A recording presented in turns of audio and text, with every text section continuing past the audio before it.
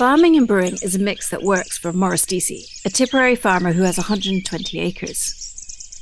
He specialises in traditional Irish grain varieties and practices conservation agriculture with a focus on the soil. He tells me how it all starts with soil and how everything above exists because of what lies below. Maurice, you're another new one for us, I suppose, because you're both a farm and a brewery. So we'll get into that a bit more in a while. But before we do, you might just tell me about your own journey onto this farm and farming. Yeah, I was considering it. Someone asked me this previously, and I would have grown up on the farm. My dad always farmed, my granddad farmed. Actually, the journey into farming kind of was always sort of there. Although actually from a very young age, my dad always said, he's like, farming is great, but go and get a degree. So actually I went and got a degree in engineering. And I still work in engineering as well, actually, just to make my life complicated. But there's a kind of a message in it, in that my dad knew the writing on the wall for agriculture and the returns, in that when he was young, you could make a good living from farming. And that was diminishing. And so much to the extent that he said to his son, I love that you love the idea of going farming, but just in case, things aren't looking positive, the trend is downwards. So, go get something else as a just in case. And that also, to me, the other little sort of, how did I get into it? How did I get into conservation agriculture and sort of the journey that I kind of went on in terms of agriculture is like, I remember my dad, it was at harvest, and it was actually in a field on my grandfather's farm. And this had been maybe 40, 50 years in continuous spring barley tillage. And I remember him kind of pulling his hair out going, I did everything right. What are the yields for? Like, I did everything by the book. I didn't skimp on anything, and why aren't the yields there? And that kind of got me. It was another article after that where there was a professor from Teagasc who was discussing soil carbon, and he was talking about the incremental increases in varietal yield. So every couple of years, there's a new variety of barley or wheat comes out, and it's like 2% more efficient, higher yield. But he was making the point, if we added all of those 2% for every variety that came out over the last 50 years, we'd be on 15 tons to the acre. But that's not what happens, and he was making the point, what's limiting it? And he was making the point about soil carbon, actually. And this was way before climate change and everything. But that kind of started that little question that I didn't know how to answer, which years down the line, a couple of things clicked into play. We set up a brewery with a couple of mates and my brother. And that was all on when we're crop farmers, like we're arable farmers. I try not to say tillage because I'm trying to reduce tillage. So we're arable, we produce crops, and all of that is sold in the world market. And basically we just take the world market prices, and that's that. And that's, we used to produce solely malting barley, basically, which would find its way into a pint of black stuff, basically. But in 1 year they wiped it out, basically, and they stopped buying all the grain from the farm. Because asset stripping, centralization of production, and lo and behold, because it's the world market, it's cheaper to import it than to grow it. And also Irish farmers are loud and they're cantankerous, and they complain that the barley is only worth a penny in the pint. Why don't you give us 1.1 pennies in the pint? And we'd be very happy. And we protest and we do all of that. So it's easier to put us out of business than to deal with us, basically. And so that was, we had to diversify, and we brought in crop rotation as part of that because it's no longer malting barley. So what do? We did winter barley, winter oats. We grew some oilseed rape, a few different crops along the way. And we toyed with minimum tillage at one stage and then kind of got back out of it.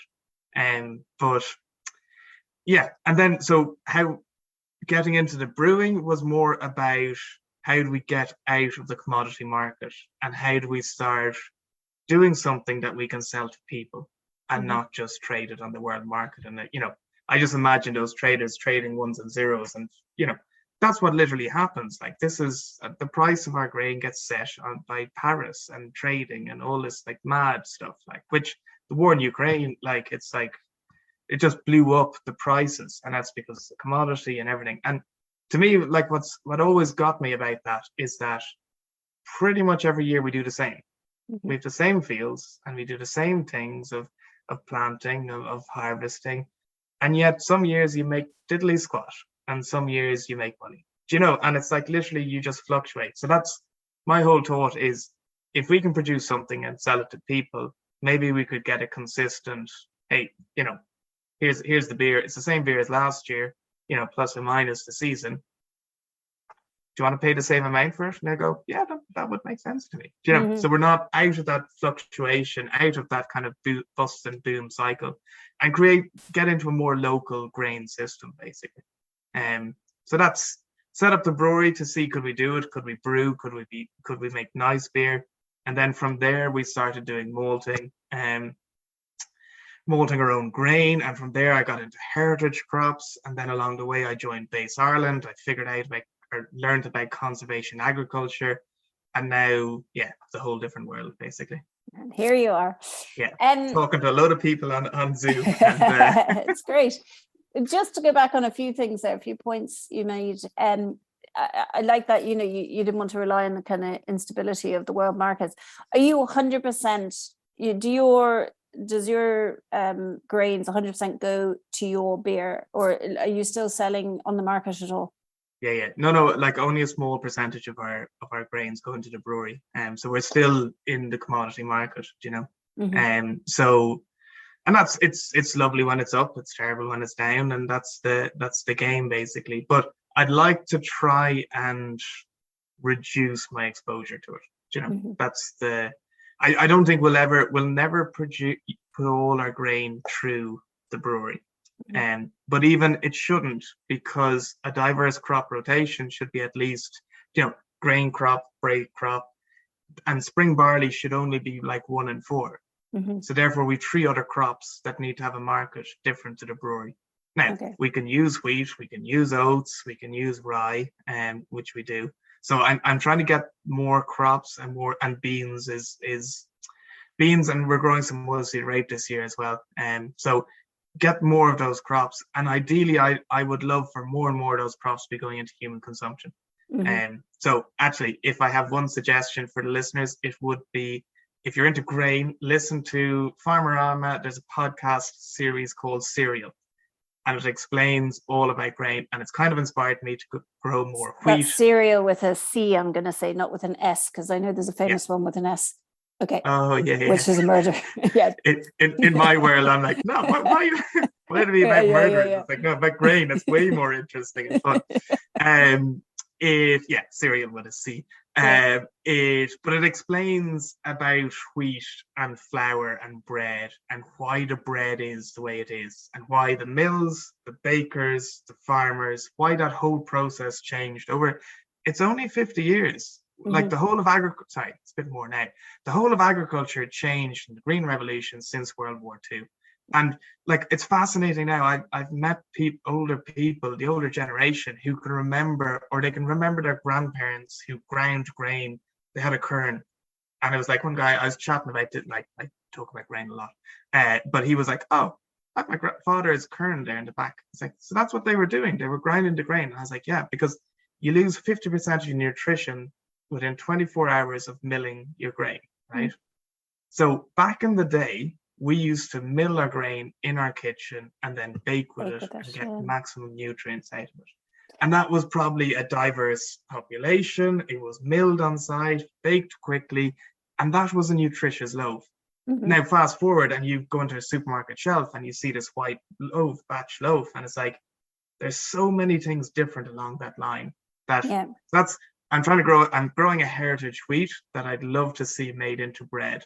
Now, I need to find a mill, and I need to find a baker, and I need to find customers, and I'm not opening a mill. That's one of the things I said.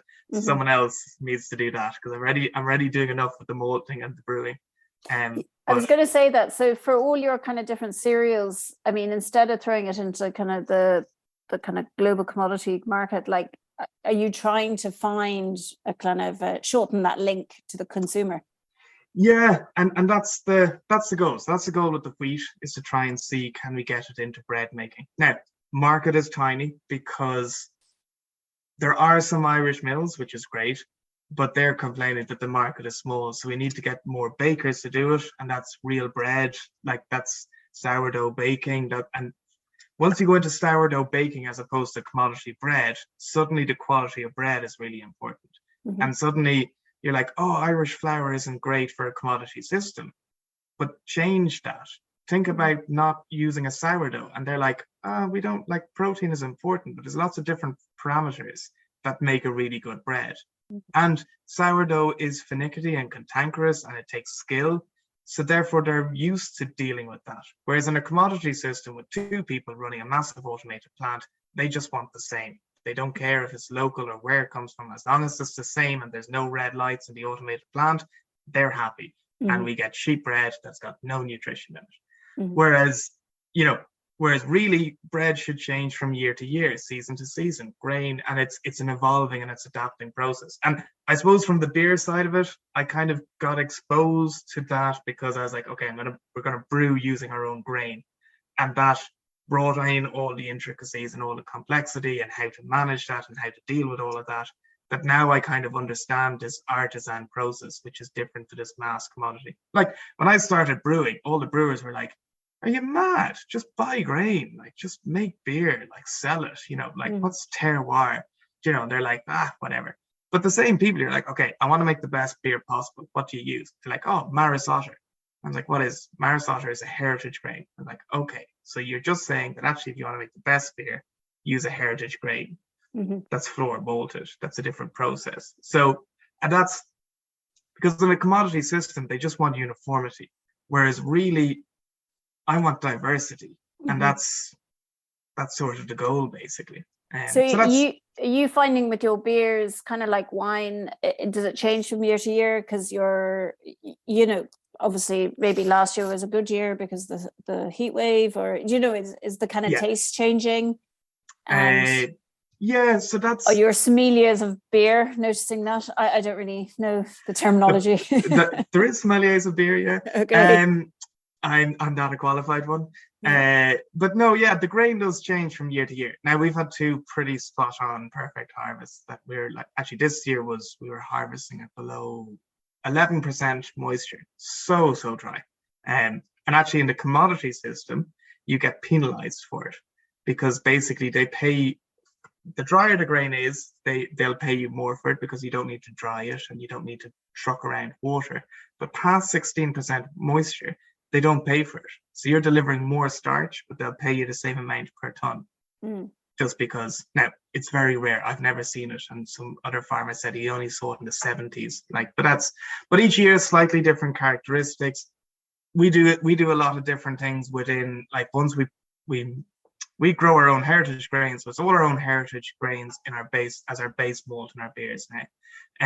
And then we'll do lots of other interesting things like barrel aging, and it's all mixed fermentation. So a lot of the flavor differences happen in our yeast, in our culture, and our barrels. So basically, yes, our beers are going to be different all the time. The goal is to put the year that the grain was produced like wine and say, okay, this is this year's beer.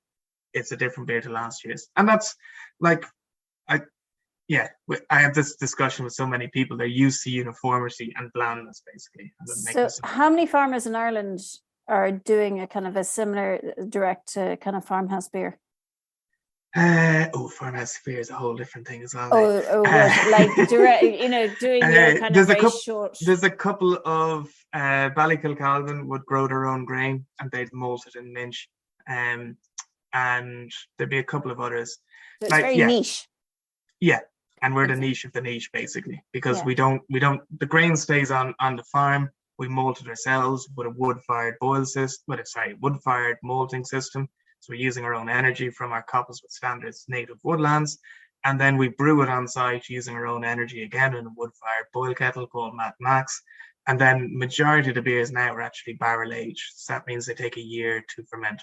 And again, this is not adding yeast, a single yeast. This is using our own yeast, our own bacteria, our own culture actually, which is developing over time basically. So again, diversity, we need diversity in the field because diverse plants have diverse roots that feed the soil, nice things, but also in our beer, we should have diversity, not just single grain. We put in a bit of oats, a bit of wheat, maybe a bit of rye, but then we also feed ferment the beer with multiple yeasts and bacteria, again to add more diversity. So that's and so just so I understand, heritage grains are heritage to Ireland or to Northwest Tipperary? Like, how heritage is heritage? That's another question. There's ancient grains are really old. So that's spelled einkorn, emer. These ones are like tigers euphrates, like thousands of years.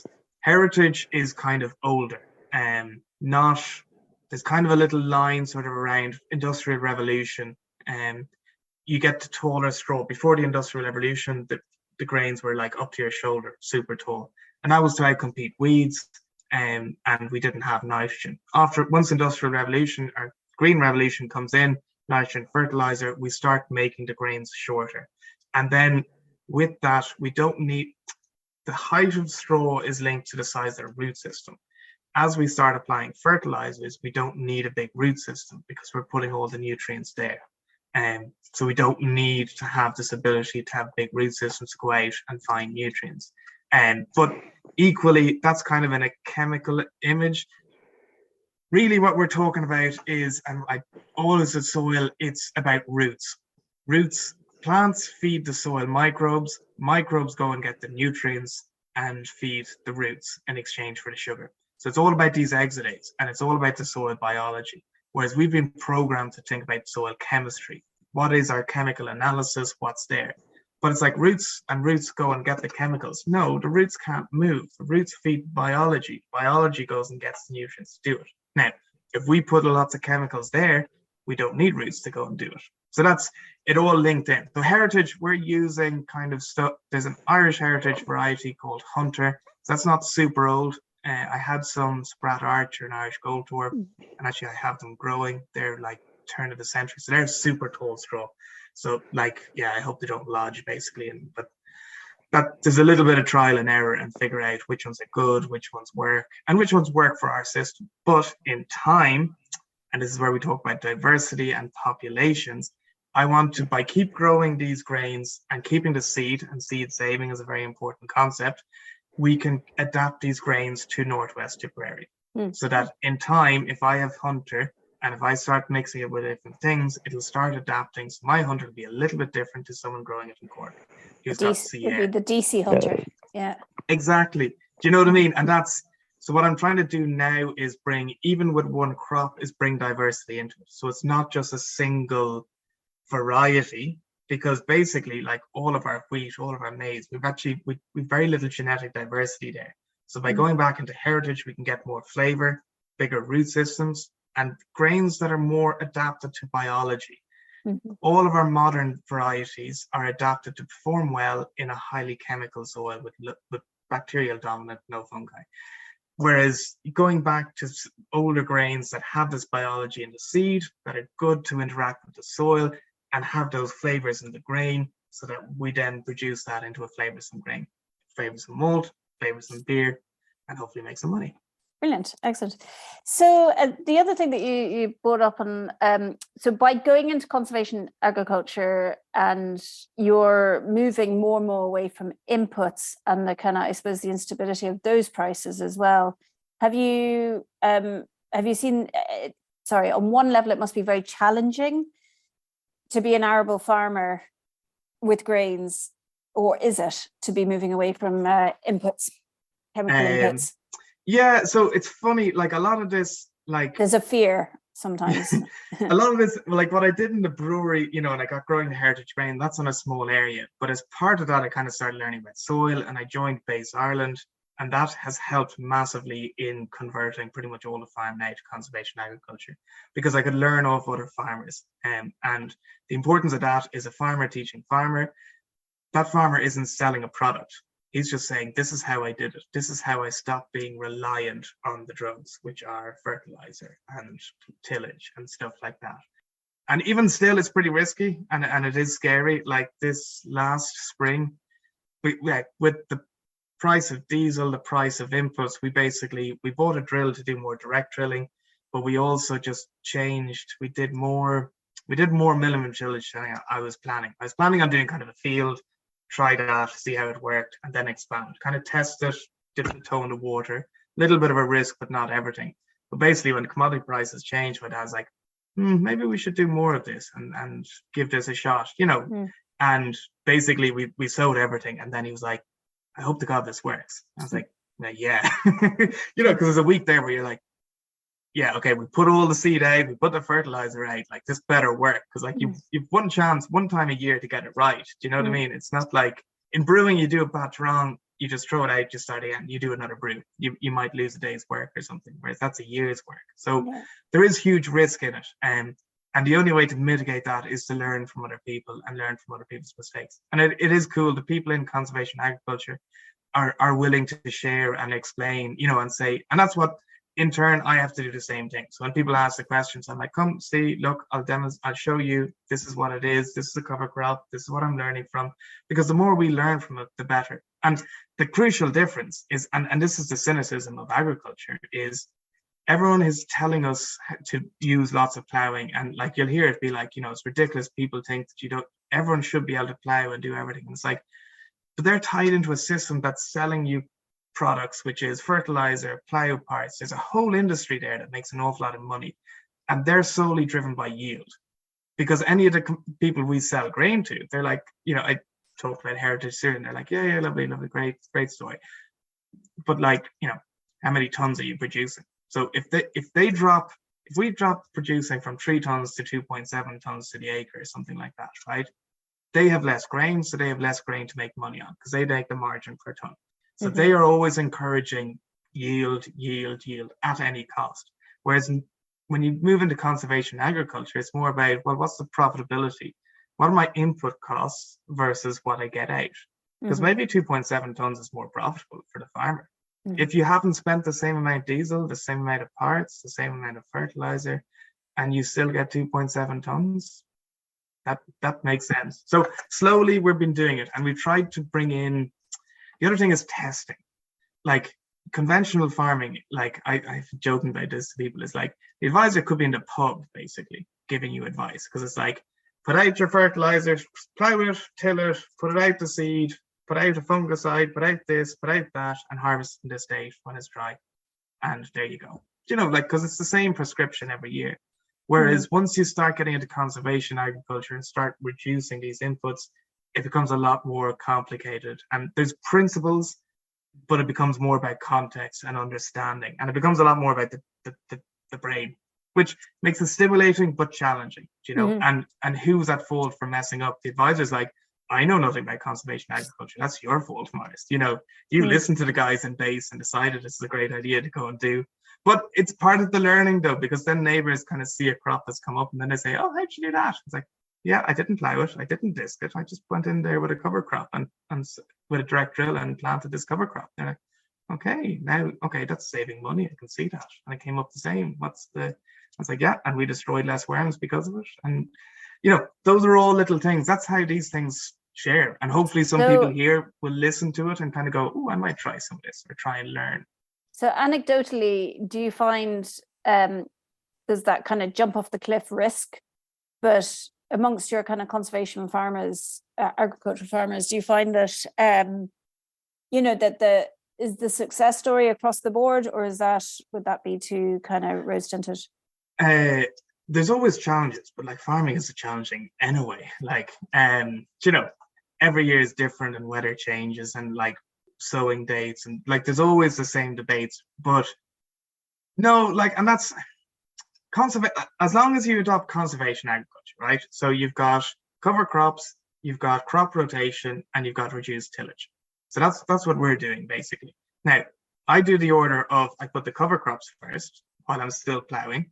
So that's helping get more worms, and you can see the yield benefit. So that's a win, you know, and it justifies the cost of the cover crop seed. Did it in a small area, now we've expanded to everything. And that it justified the reason to get a direct drill, because now we have to till the ground anyway for this new scheme basically. Whereas now we can do a tiny amount of tillage as we put in the seed, and we get this great benefit and a yield benefit. And you can see it when we're plowing. You can see the seagulls will follow us when we're plowing after a cover crop because there's worms. There's something for them to eat. Whereas when we were plowing, when there's like 50 years of continuous tillage, seagulls would come, but they'd stop. And you can notice the diesel usage difference. The engine's working harder in compacted soil, which didn't have a cover crop. So to me, I'm always like, you adopt it in small little bits. So that's the cover crop, start doing the cover crops. Now I'm trying to do more crop rotation. And I'm only trying to do minimum tillage after I've put in a break crop of like beans or something good. So that oilseed rape, that's going to have the soil in good condition so that I can go in. I can't get we did minimum tillage and we stopped doing it because we had too much barley and we didn't have enough break crops and we didn't have cover crops. So it's kind of a system. If you have the cover crops and your crop rotation, all those bits make sense. And I can see that without doing the minimum tillage and all these other bits, the break crop doesn't make financial sense because you're still plowing and you still have the same cost of establishment of the next crop. Whereas I'm like, well, after the beans, I can actually put in a crop with actually really low costs compared to plowing and one passing. Like in the minimum tillage that we're doing, myself and my dad was plowing. He loves plowing, good plowing. And I was doing disking for minimum tillage. We burnt 100 litres each in a day, which is a lot of diesel, but I did twice the area. And he was like, huh. So on Sunday, theoretically, I could have a day off and he had to get up on his tractor to go and plow to catch up to where I was, you know? And those are the little bits of savings that you're like, okay, you have to still grow a good crop, as in if we get too much yield loss, that's a problem. But there's ways and tools to kind of mitigate it, that you just do little bits of it, little bits, try it and see from there. So I'm still early and I've made mistakes, but it's a new set of skills. And this is what I kind of say. It's like my dad has 50 years experience of plow till sow. You know, like he doesn't get it wrong because he's seen pretty much most weather conditions, most everything. Yeah. Whereas now it's like a whole new set of rules. And how does he feel about you kind of embarking on this solo run? Yeah. He's he likes it. He can see it. And because we do little tests and little side-by-sides, he is like, in fairness, we did a cover crop and it was the first year of the direct drill. And he was like, no, okay, for the glow stuff, you know, we're going to disc it and put it in. So we disc it, put it in, and we got no flood of regrowth. And the stuff I did without disking, he was like, that won't grow. And then it grew. And then he was looking at it and he's like, oh, the stuff where we didn't disc has less barley volunteers than the stuff that we did disc. So now we had a tractor running around burning diesel, which wasn't positive. In fact, it was negative. So this year we did no disking before our cover crops, you know, and that was, he put his hand up in his head. Okay, your base guys were right. I was wrong. You know, so that's like, there's learning in it. There's a challenge. It is making it more difficult. But he can see the reason and the logic. Do you know what I mean? As in, because like the profits haven't been increasing in farming for the last 20, 30 years, you know? So it's like, how you need to do something different. And to me, this is a way that we can reduce our dependency on inputs, on diesel and on labor, you know, because we had like, at one stage, you know, three of us, you know, 3 tractors all running, burning diesel, parts, everything. Whereas this is a method of using more of your brain and less inputs and hopefully maintaining yield at a good rate, you know? So he can see it, but there's plenty of challenges. And I did get weeds wrong and he was like, I told you so. And it's like, yeah, in fairness, yeah, that's... He gets to say it once. Just yeah, once. yeah, oh yeah. I wouldn't say it'll be once, it'll be a couple more times by the time. I suppose it's kind of like you say, there's a massive industry behind kind of high yields and stuff. There's probably a huge culture now and peer pressure to stay on one kind of trajectory, especially when your advisors, like in your world and the base world in general. Do you find that are there many farm advisors out there supporting conservation agriculture? There's a couple of them, yeah. And they're coming out, and a huge problem for them, and it's a huge problem even in the likes of Teagasc and stuff. Teagasc just this last year got a no-till drill. So basically they said, oh, we don't know that it works. There's plenty of farmers who know that it works and have like some of them probably have about 15 years experience now. But that's knowledge and a whole new set of things. So the advisors are shy because they're like, if I'm advising you and you get it wrong, you're going to come back to me and say, you you got it wrong. Hmm. I didn't get the yield because you told me to do this. And there's more complexity to it. So even the same with Chagas, now they have a no-till drill. Now they can do more research on it. But, oh yeah, farmers will say to me, they're like, I did a test. I dissed one part of the field and I ploughed the other, and the ploughed bit yielded better. I'm like, yeah, that's great. But like, that's probably barley into barley, you know, and what did you expect? You got more air and you got more stuff into that. You know, this takes about 4 or 5 years to get your soil carbon up. Once you get your soil carbon up, you got more worms, you got more biology, you got all of these other things. Now you can earn the right to be a really lazy farmer and just put a disc drill and just put seed in the ground and it grows. Mhm. And it is great. But there is a long transition process of relearning. I need to relearn how to do all of this, and I need to get my soils right and do all of the rotation to improve things, be careful of compaction and all these other stuff. So I think there are advisors, but it's complicated. And they're not prepared to, like, their insurance companies would definitely not be happy if they're like, oh, you're advising farmers to change wholeheartedly into something and you're taking the risk for it. Sorry. Yeah. So a lot of it, and I think it's a lot more about agency as well, actually. Mhm. It's about farmers stop being dependent on someone else to tell you what to do. Mhm. Learn yourself. Like, you should know your farm. You should know soil conditions. You shouldn't be ringing an advisor somewhere else to tell you, is it the right time to spread fertilizer? Is it the right? No, is your soil dry? Is it warm? Is it ready? Are things growing? And that's what I really find cool about it, is it's more farmers taking control of their own destiny again. You know, where Yeah. the merchant selling you stuff isn't as important anymore. You're like, yeah, listen, that's great. But you know, and they're scared about it, because the less people and the more this spreads, the less parts, the less inputs, the more people are saying, you know, don't be listening to that Maurice lad, those base lads, they're crazy, they don't work. Just Been a lot if of good anyone examples. doesn't, just in case people don't know, Base Ireland is biological agricultural something, was it something SE? Environment. But it's baseireland.ie, I think, and it's a membership group of farmers supporting farmers in biological agriculture. So it's free for anyone to check out and connect with. And as Maurice says, they're not trying to sell you anything, and they're just trying to support each other.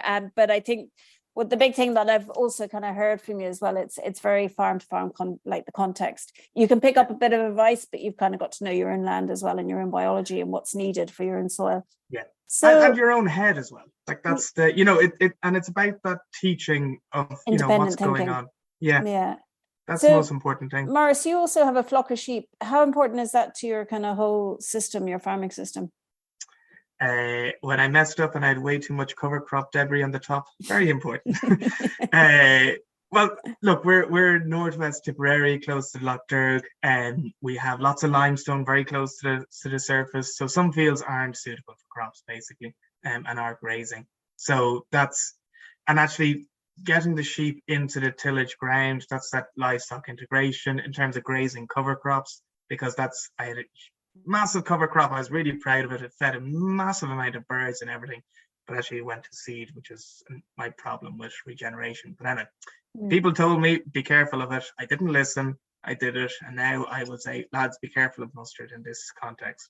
It's great in certain contexts, but don't leave it too long and it goes to seeds and it comes up in your oilseed rape. But anyway, that's you live in there. The other one is farmers sharing mistakes as well. You know, that's what good. People you need to learn from that stuff. The sheep are very important. Grazing cover crops and getting that integration, breaking down that material, because I had too much material in one thing and basically it was blocking up. So then I needed a disc to kind of cut up this material. And then I was like burning diesel to do something that I'd tried to, you know, my dad was like, should have just plowed it. I was like, I know, but I didn't really. So actually, and it's the simplest thing. You could mechanically chop it up, or you could get animals to graze it and chop it up for you and turn it into manure, you know, and that's. Feeds back into it.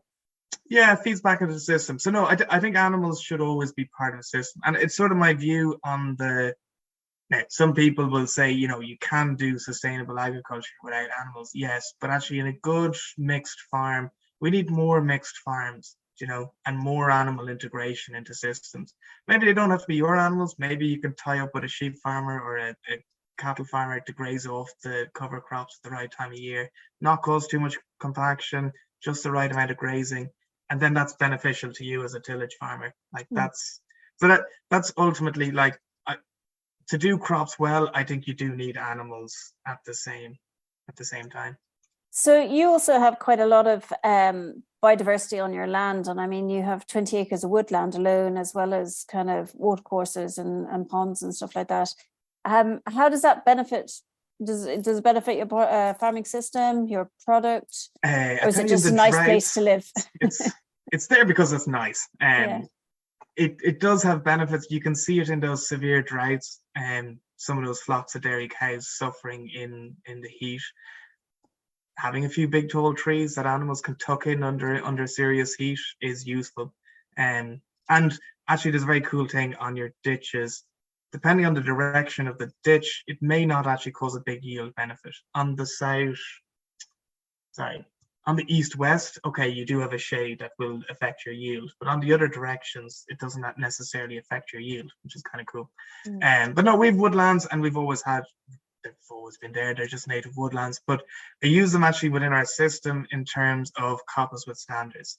So because we're a wood-fired malting system and brewing system, and we heat our house with wood as well, so we harvest little pockets of that every year to feed for biomass, for energy. So instead of ancient sunshine of oil and gas, we're using our biomass. So, and because it's coppice with standards, we're not importing and replanting, and you're just giving the tree a haircut. All the native ones, as you cut them, they will coppice and put out new shoots. So you're not living roots, you're not killing the place. It's not World War I where you bulldoze everything and take out the Sitka spruce and send it off to somewhere else. We're chopping it down, using it on the farm, and returning that ash. And actually biochar is one of my interests as well. So tie the woodlands into making biochar to tie that back into our tillage ground. That would be cool. Thanks for joining us, and best of luck with Canvas Brewery. Thank you very much.